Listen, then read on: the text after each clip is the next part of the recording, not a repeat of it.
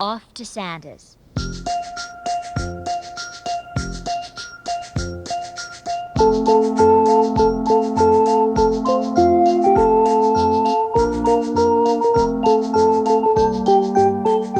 Mr. Policeman, please tell me the way. You're the right one to ask, all the folks say.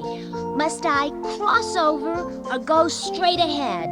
I'm going to see Santa Claus. What's that you said? He came to me once. He's coming again. Pretty soon, too, I guess. Don't know just when.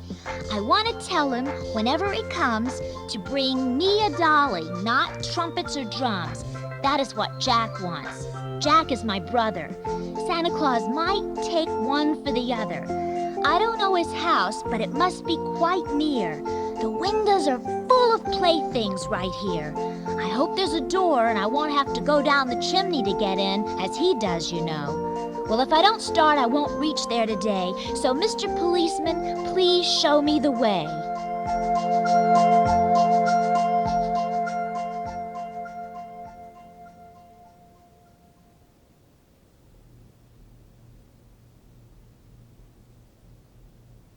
A wonderful, queer old man.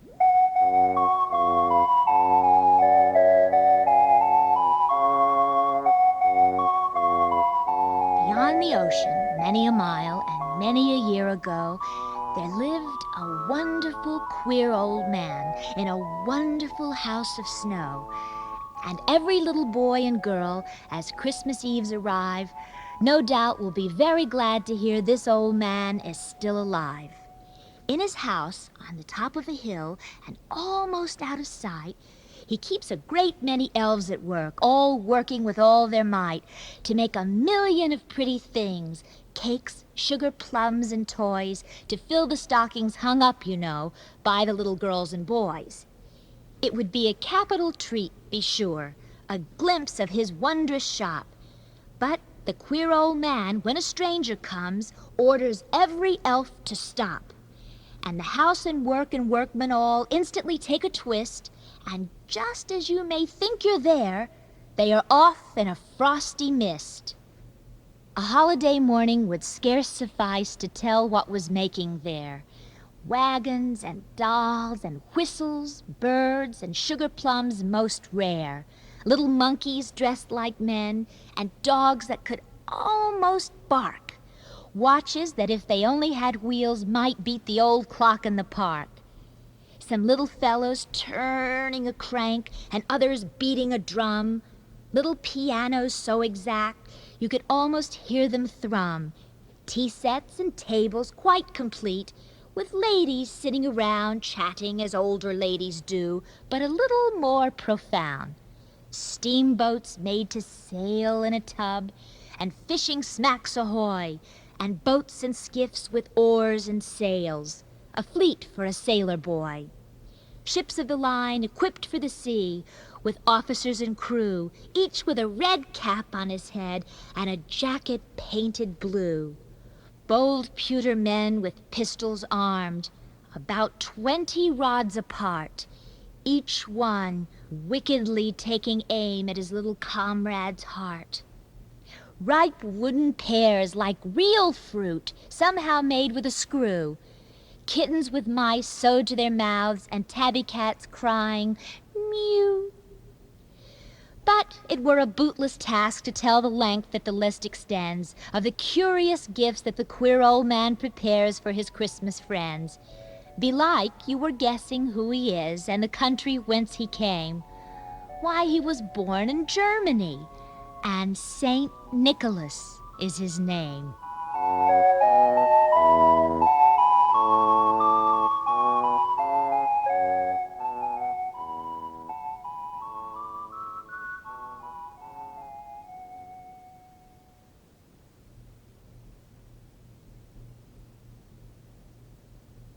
Explained.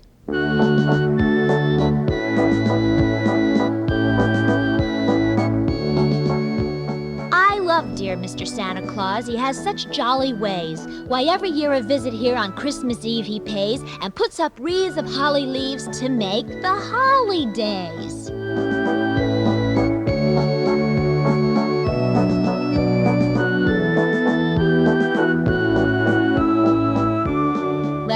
Santa Claus come in.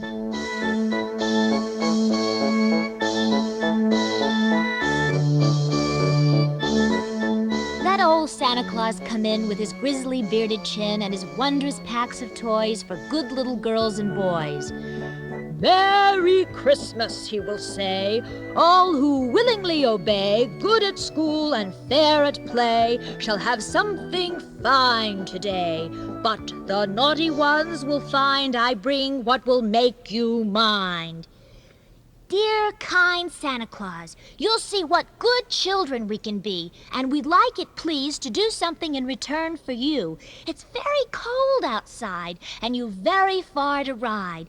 Here's for you a cup of whey and a bundle of sweet hay for the reindeer 4 in hand that you drive from Christmas land.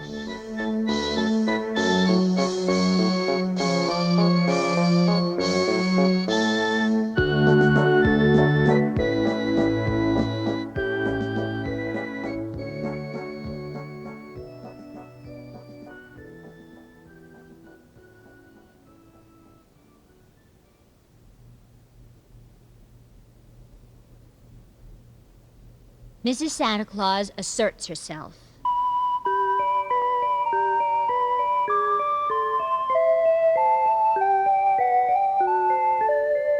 "Oh, it's all very fine for that husband of mine to be courted and praised and invited to dine, though late in the day I'll take while I may my woman's one privilege of saying her say. Now, I've nothing to say in a slanderous way of the man I have promised to love and obey. He's a jolly old soul. He acts up to his rôle as husbands go. He may pass, on the whole. My sufferings first. With a heart nigh to burst, each Christmas Eve brings me the sharpest and worst.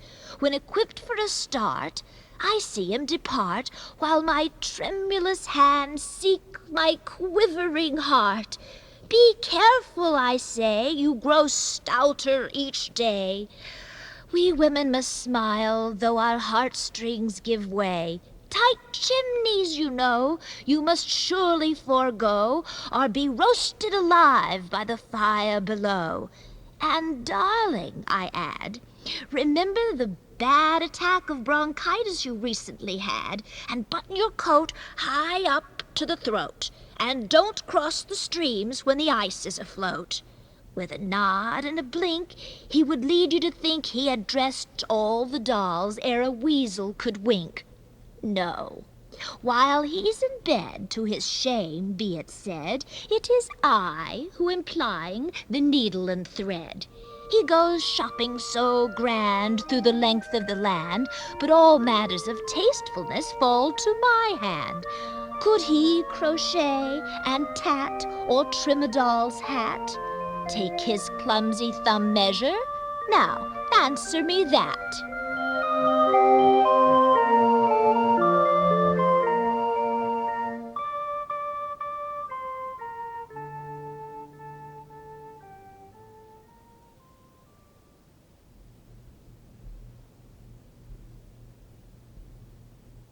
A little boy goes barefoot. A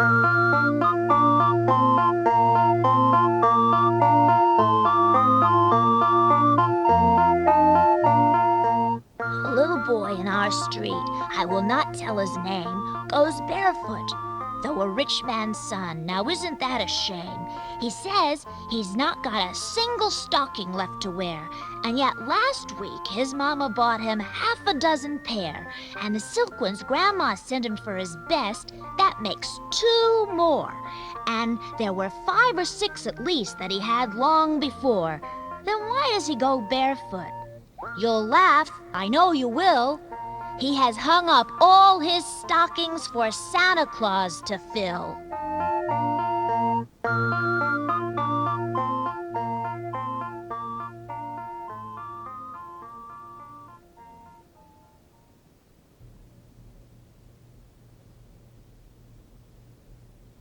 The longest night of the year.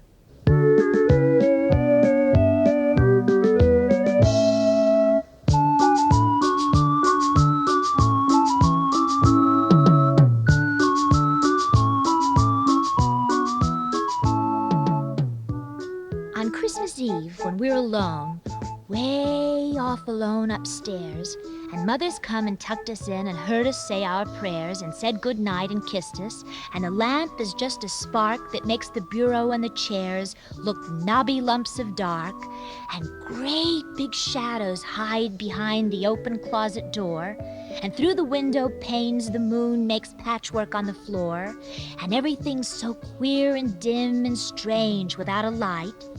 Then 'twould be fun to snuggle down and shut our eyes up tight, so's not to see. But no sirree. Old Santa's coming, and we've crossed our hearts and vowed to be wide, wide awake all night. It's oh so still. We try to talk, but always when we do, it sounds so loud and plain, we're glad when every whisper's through. In on the shelf of Mother's room, the clock that moves so quick when daylight's here now takes a week for every single tick. The wind outside comes whimpering round and whining at the eaves and mocking at the shivering trees, all cold without their leaves.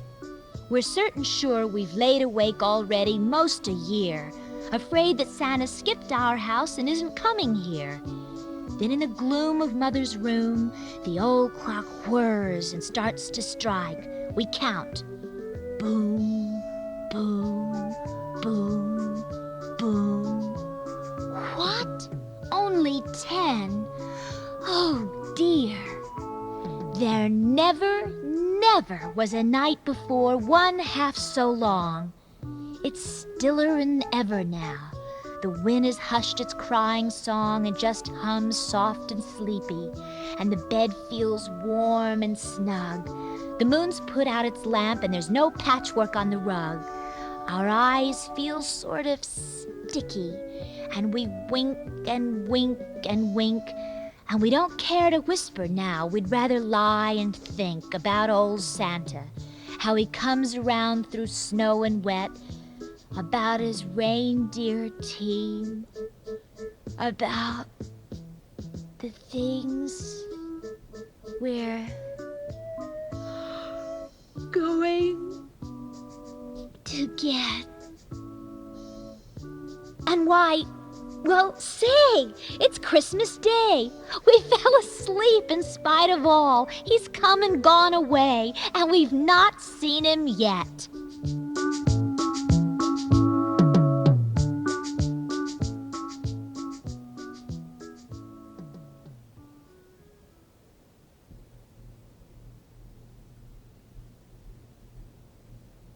Santa Claus.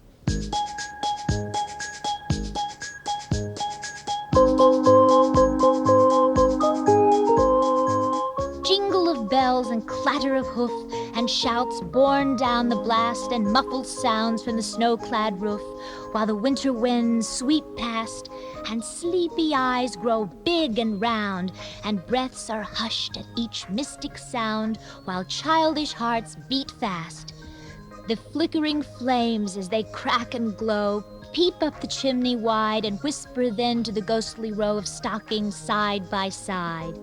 The 8-day clock, where it stands in state, holds fast its breath in the silent wait for the king of Christmas tide.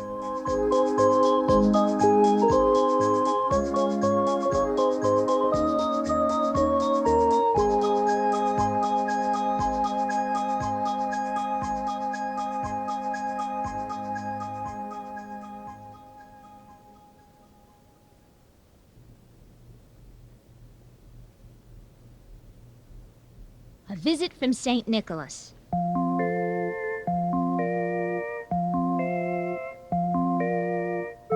'Twas the night before Christmas, when all through the house not a creature was stirring, not even a mouse. The stockings were hung by the chimney with care, in hopes that St. Nicholas soon would be there. The children were nestled all snug in their beds, while visions of sugar plums danced in their heads, and Mama in her kerchief and I in my cap had just settled our brains for a long winter's nap, when out on the lawn there arose such a clatter, I sprang from my bed to see what was the matter.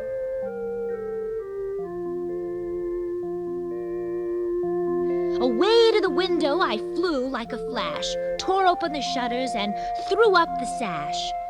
The moon on the breast of the new fallen snow gave the luster of midday to objects below, when what to my wondering eyes should appear but a miniature sleigh and 8 tiny reindeer, with a little old driver so lively and quick, I knew in a moment it must be Saint Nick.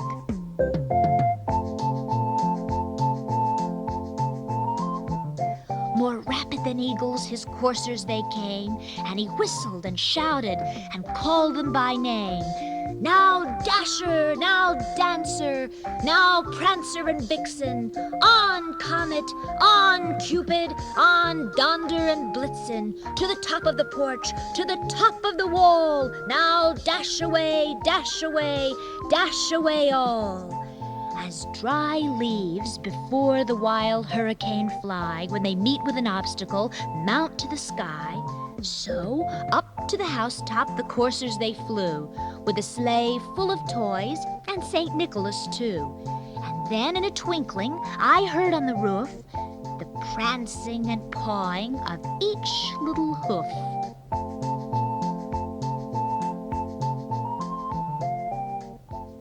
As I drew in my head and was turning around, down the chimney St. Nicholas came with a bound. He was dressed all in fur, from his head to his foot, and his clothes were all tarnished with ashes and soot. A bundle of toys he had flung on his back, and he looked like a peddler just opening his pack. His eyes, how they twinkled, his dimples, how merry. His cheeks were like roses, his nose like a cherry. His droll little mouth was drawn up like a bow, and the beard of his chin was as white as the snow. The stump of a pipe he held tight in his teeth, and the smoke it encircled his head like a wreath. He had a broad face and a round little belly that shook when he laughed like a bowl full of jelly. He was chubby and plump, a right jolly old elf, and I laughed when I saw him in spite of myself.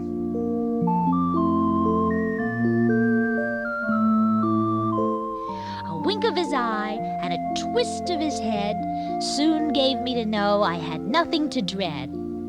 He spoke not a word, but went straight to work, and filled all the stockings, then turned with a jerk, and laying his finger aside of his nose, and giving a nod, up the chimney he rose.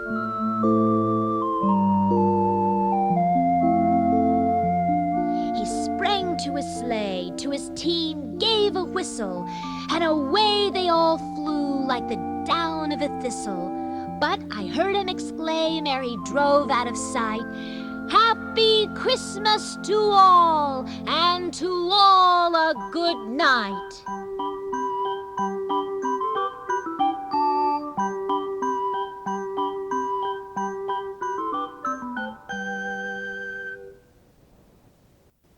Santa Claus in Old New York.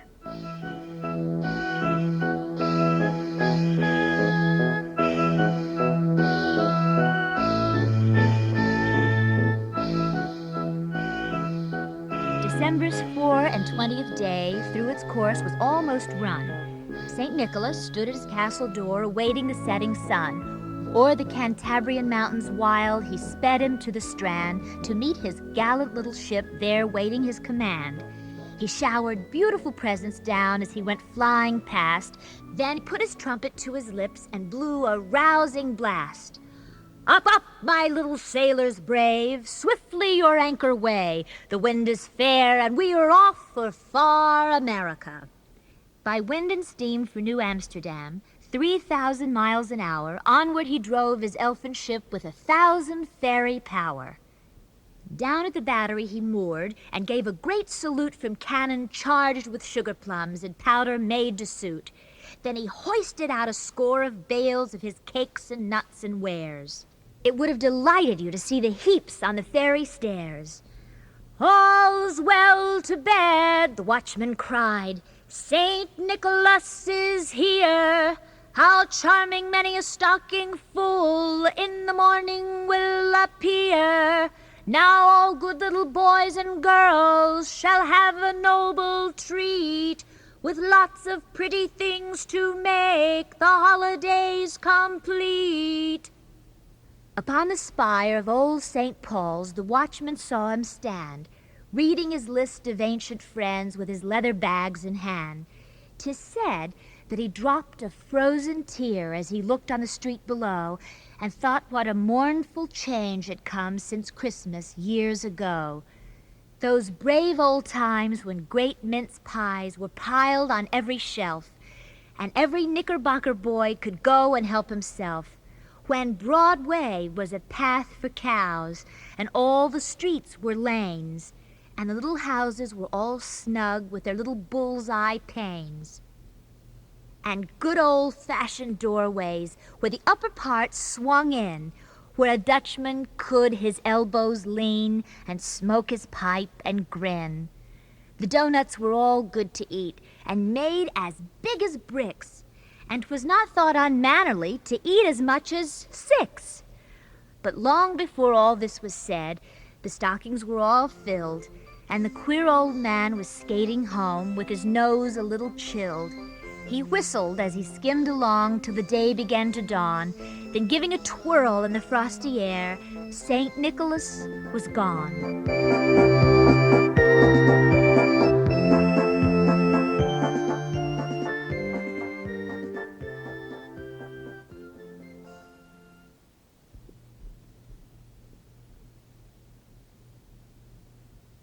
Kris Kringle.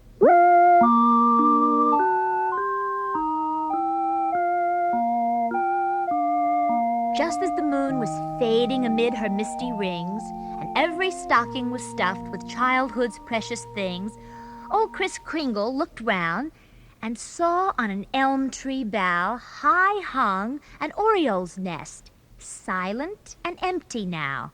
"Quite like a stocking," he laughed, "pinned up there on the tree. Little I thought the birds expected a present from me."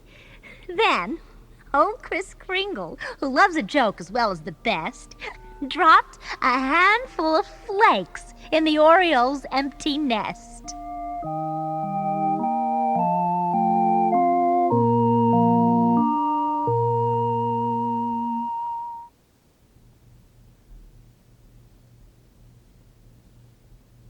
Willies' Christmas Prayer.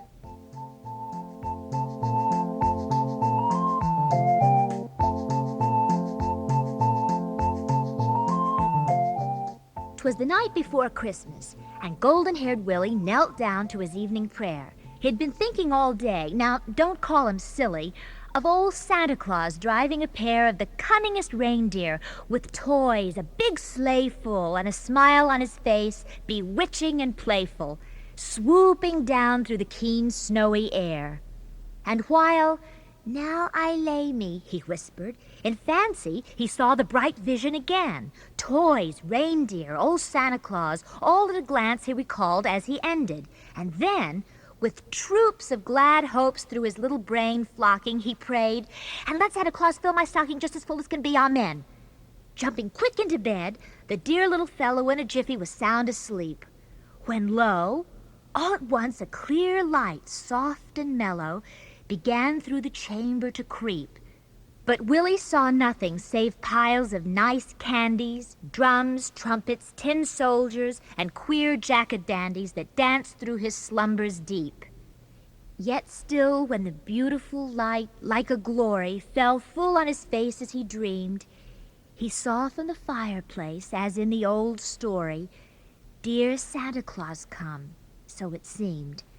And he laughed in his sleep as the funny old chappie, so round and so rosy, so jolly and happy, upon him with gentle smile beamed. But when with a wink the dear merry old fellow, with hair and long beard white as wool, all sorts of nice things, red, green, blue, and yellow, began from his pockets to pull, Willie woke from sheer joy And behold, it was morning, and there hung his stocking, the chimney adorning, and someone had crammed them chock full.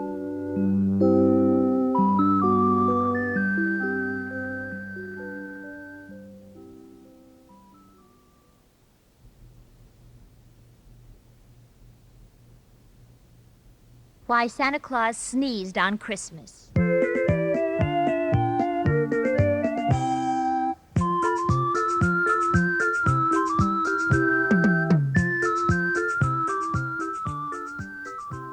Achoo! Achoo! Achoo! Right out of the chimney he flew, with the speed of a comet, the whiz of a rocket, coat up to his ears, hands stuffed in his pocket, his nose in a pucker, his teeth in a chatter. "Dear Santa," said I, "why, what is the matter? You look very much as if you were freezing. And of all things, what under the sun set you sneezing? Is it possible you, the dear old St. Nicholas, have been catching cold? How supremely ridiculous!" He stopped when he heard me, this jolly old fellow, with his heart like a peach, so tender and mellow. "I am chilled to the marrow," he cried with a shiver, his eyes growing misty, his chin in a quiver. "Did you see the tall chimney from which I came flying?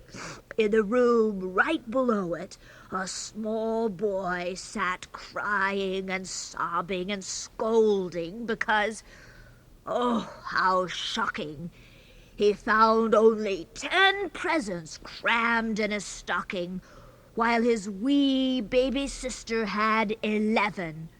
Why, his weeping made the chimney so damp, the cold chills kept creeping from my neck to my toe tips. So then, with a whew, I shot out of that chimney. Achoo! Achoo! I have traveled all over the far Arctic regions, have been among Eskimos, Danes, and Norwegians, but that's the first child on mainland or isthmus that has made me, old Santa Claus, sneeze on a Christmas.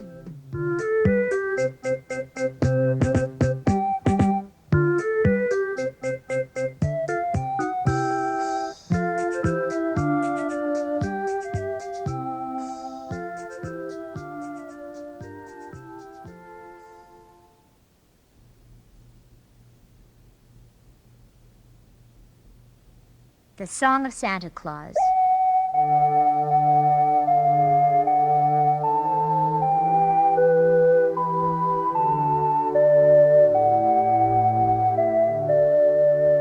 That's the way, boys. Take care of your dad.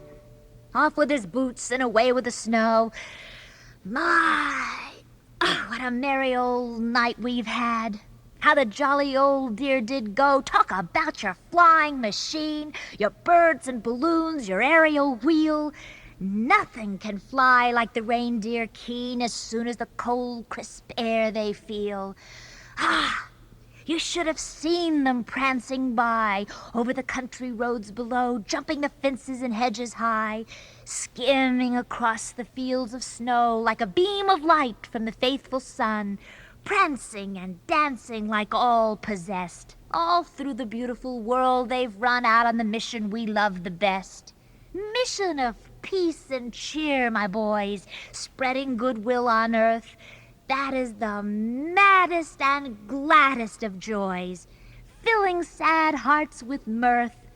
That is the mission for us old chaps. Work for old Claus and his elves, casting good luck into others' laps, with never a thought for ourselves.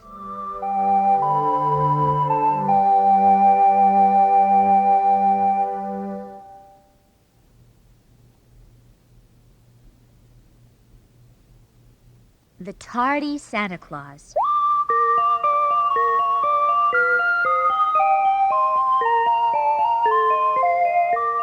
I'm a little Santa Claus who somehow got belated. My reindeer didn't come in time, and so, of course, I waited. I found your chimneys plastered tight, your stockings put away. I heard you talking of the gifts you had on Christmas Day. So, will you please take me in and keep me till November? I'd rather start Thanksgiving Day than miss you next December.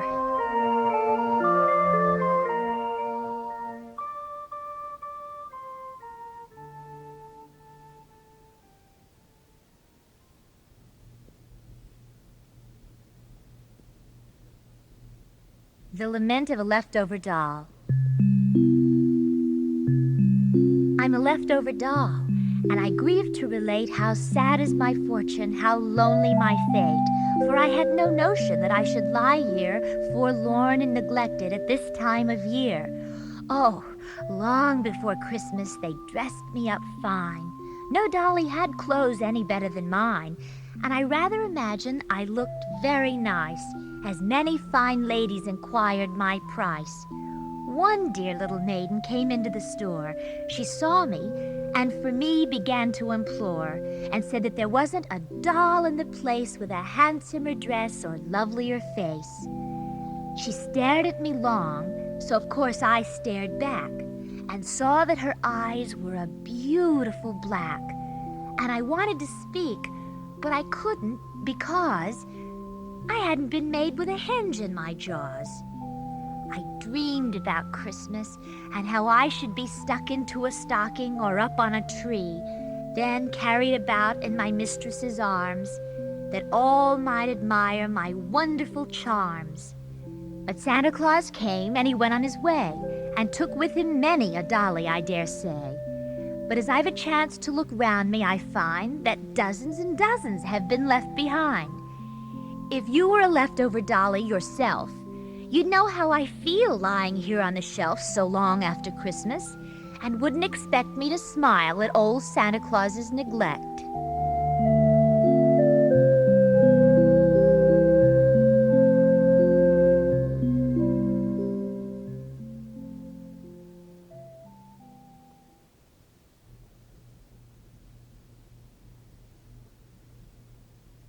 Is There a Santa Claus? The New York Sun, September 21st, 1897. We take pleasure in answering at once and thus prominently the communication below, expressing at the same time our great gratification that its faithful author is numbered among the friends of the Sun. Dear Editor, I am 8 years old. Some of my little friends say there is no Santa Claus. Papa says, if you see it in the sun, it's so. Please tell me the truth. Is there a Santa Claus? Virginia O'Hanlon, 115 West 95th Street.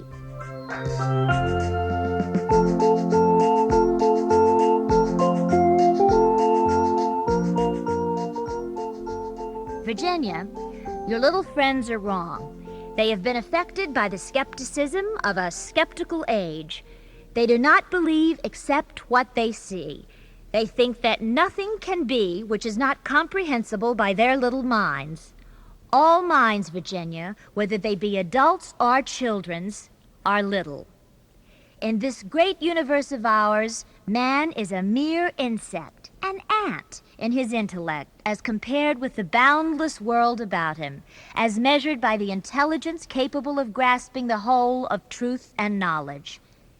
Yes, Virginia, there is a Santa Claus. He exists as certainly as love and generosity and devotion exist, and you know that they abound and give to your life its highest beauty and joy.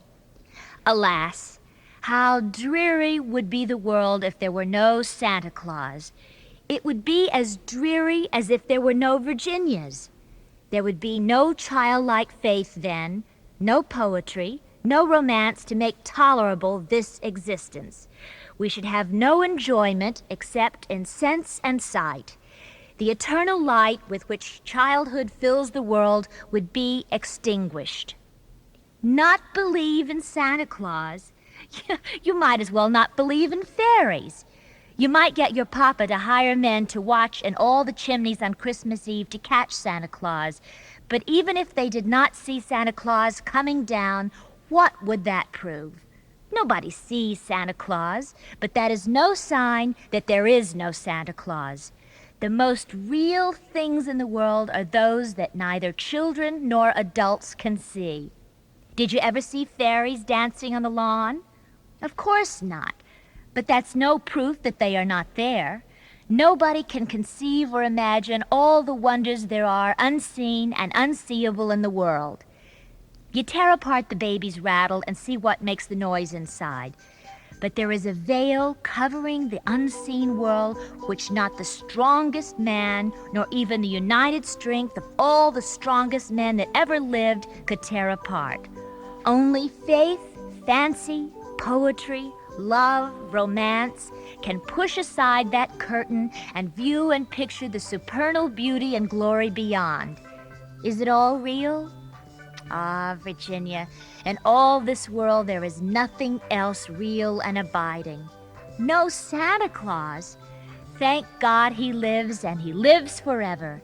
1,000 years from now, Virginia, nay, 10 times 10,000 years from now, he will continue to make glad the heart of childhood.